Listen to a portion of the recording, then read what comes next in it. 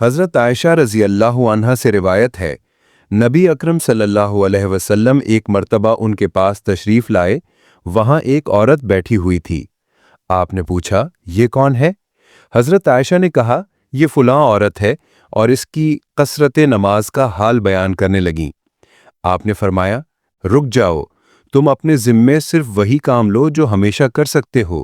اللہ کی قسم، اللہ تعالیٰ ثواب دینے سے نہیں اکتاتا، تم ہی عبادت کرنے سے تھک جاؤ گے، اور اللہ تعالیٰ کو سب سے زیادہ محبوب اطاعت کا وہ کام ہے جس کا کرنے والا اس پر ہمیشگی کرے۔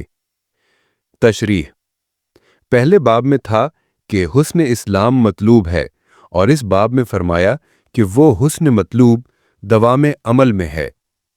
اس میں کوئی شک نہیں کہ اسلام میں حسن اعمال سے آتا ہے، مگر وہ اعمال اس درجے میں نہ ہوں کہ ان میں زبردستی کی جائے، بلکہ اس حد تک مطلوب ہیں کہ ان پر دوام ہو سکے۔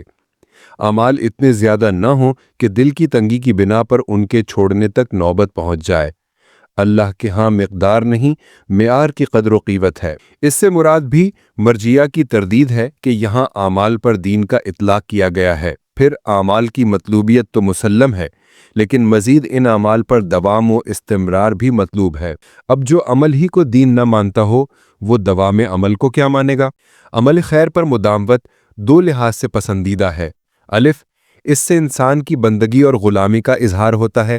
اگر جوش میں آ کر بڑا کام شروع کر دیا لیکن چند دنوں کے بعد اسے ترک کر دیا تو اس میں آقا کی ناراضگی کا اندیشہ ہے، گویا غلام نے آقا سے روگردانی کی ہے۔